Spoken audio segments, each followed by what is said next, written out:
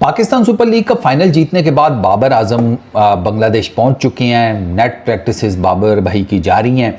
आज एक फुटेज उनकी आई हुई थी, उनकी दो फुटेजेस आज वायरल हुई हैं। एक तो कोई वो प्रैक्टिस सेशंस का जब पार्ट बने हैं, ठीक है, तो वहाँ पे शोरीफुल भी थे, तो कहते हैं कि शोरीफुल ने कोई सलूट मारा है बाबर आजम को, बट वो it can be any thing यार। पता लगे वो यूं करके बाबा भाई क्या हाल है, वो यूं करके उसने किया हो, इधर तिरछे से एंगल से किसी ने तस्वीर ली हो और कैप्शन लगा दी हो कि शोरीफुल बाबर आजम को सलूट कर रहा है। अब वो आप तिरछा करके देखेंगे तो आपको तो ऐसे ही लगेगा सलूट कर रहा है।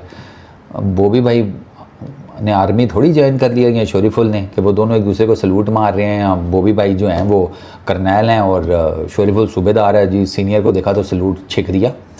मतलब इस तरह की फुटेजेस आती रहती हैं। मेरे लिए ज़्यादा इंपॉर्टेंट फुटेजेस वो हैं जो मैंने नेट्स में देखी हैं, वो भी ना थोड़ा तिरछे एंगल से हैं, तो I am not that confident, क्योंकि मुझे ये देखना था कि नेट्स में बॉबी भाई की जो टांगे हैं ना, इनका क्या चक्कर है। क्योंकि अगर मैं तिरछे एंगल से जो मैंने फुटेजेस देखी हैं उसमें जो उन्होंने गेंदें डिफेंड की हैं ना, ठीक है, उसमें लगता है ऐसे है कि जैसे उनकी जो फ्रंट लेग है वो हिली को नहीं रही, वो साकत है, और वो अपेरेंटली तिरछे एंगल से ऐसे लगता है कि बैट से दूर है। And I am pretty much sure कि ऐसा सीन नहीं होगा। लेकिन बात वो ये ना, कैमरा एंगल अगर फ्रंट से दिखा देते ना बिल्कुल सामने के 90 डिग्री के एंगल से, तो आपको फुटवर्क का बड़ा अच्छे तरीके से पता चल जाता है कि हाँ यार फ्रंट लेग किधर जा रही है, बैक फुट जो है उसका क्या हिसाब किताब है। क्योंकि मुझे थोड़ा सा ना वो जो बॉबी भाई थोड़ा ज़रा ज़्यादा बैक फुट जो है विकेटों के सामने ले आते हैं ना, वो मुझे थोड़ी सी टेंशन है। वो that is not a good thing, क्योंकि उससे ना आप विकेट कवर कर लेते हैं।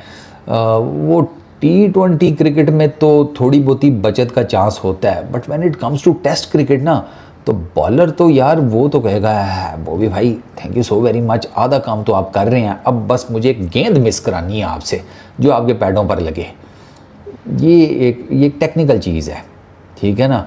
और जिस तरह की बांग्लादेश की विकेट्स हैं ना यार, वहाँ पर जब स्पिनर लगा होता है ना, इन पर्टिकुलर जो कि फास्ट बॉलर्स के टाइम भी होता है ये, लेकिन स्पिनर लगा हो ना और वो मैदी जैसा, there is every possible chance कि वो हर दूसरी तीसरी गेंद पर ना आपको लगता है कि पैडां ते लगी। ये एक थोड़ा सा ना मेरे लिए कॉज ऑफ कंसर्न है। तो वो मैं चाहता था कि ज़रा 90 डिग्री के एंगल से पता लगता कि बॉबी भाई की बैक फुट की क्या पोजीशन है, फ्रंट फुट कहाँ पे लैंड कर रहा है। उन्होंने डिफेंड अच्छा किया था, defend from the middle of his bat किया था। जो मैंने 2-3 गेंदों की फुटेजेस देखी है ना, डिफेंड उन्होंने अच्छा किया, उन्होंने बॉल को एक वेल लेफ्ट किया, वो भी ठीक किया था। बट देन अगेन वो तिरछा एंगल है। अब बांग्लादेश की ये 2 मैचेस की जो टेस्ट सीरीज़ है, ये बाबर आजम के लिए बहुत इंपॉर्टेंट है, बहुत इंपॉर्टेंट उनकी फॉर्म में फ़्लो आने के लिए। आपको पता है 30 इनिंग्स हो गई हैं, 30 इनिंग्स हो गई हैं, बाबर आजम ने टेस्ट क्रिकेट में कोई सेंचुरी नहीं स्कोर की।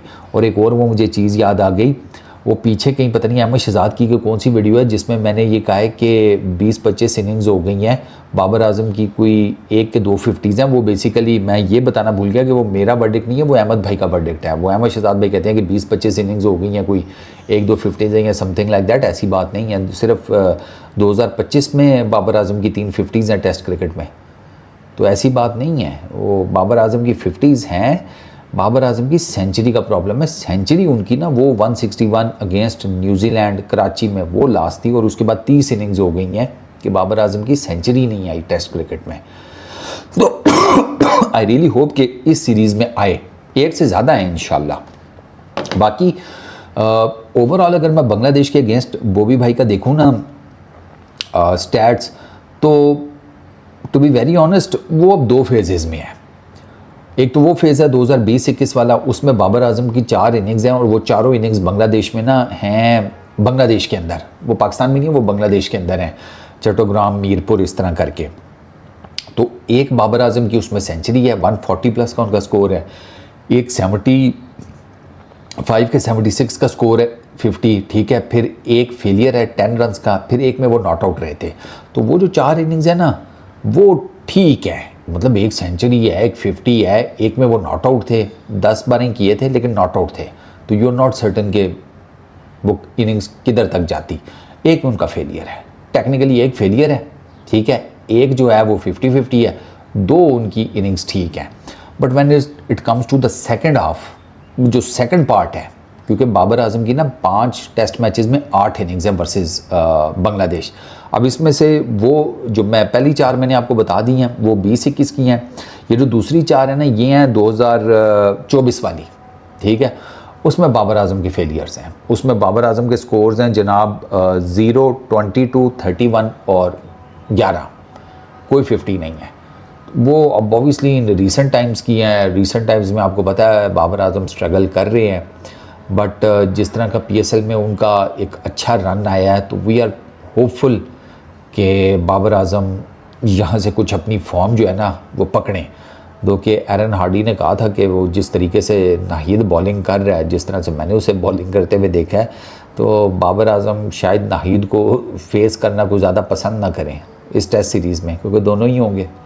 बाबर आजम पाकिस्तान की तरफ से होंगे, नाहिद आएंगे बांग्लादेश की तरफ से, और पेशावर ज़ल्मी वाला कोई प्यार मोहब्बत याराना नहीं होने वाला, क्योंकि वहाँ पर आपने किसी T20 लीग की फ्रेंचाइज को रिप्रेजेंट नहीं करना, वहाँ पर आपने अपने अपने कंट्री को रिप्रेजेंट करना है। तो वहाँ पर इंटेंसिटी बहुत डिफरेंट होगी, लीग के मुकाबले में ज़्यादा होगी। तो आई एम रियली होपफुल कि बॉबी भाई इस सीरीज़ में कुछ करें। ये जो बांग्लादेश की विकेट्स हैं ना, ढाका, सिलेट, किसी भी आप ग्राउंड में चले जाओ उनके, ये इस टाइप की विकेट्स हैं कि यहाँ पर बैटर स्कोर करे ना उसका कॉन्फिडेंस बहुत बढ़ जाता है। बड़ी खोचल किस्म की विकेट्स हैं। यहाँ पर गेंद आगे पीछे भी होता है फास्ट बॉलर्स का, यहाँ पर स्पिनर्स का जो गेंद है वो जिसे कहते हैं ब्रेक शेक होता है।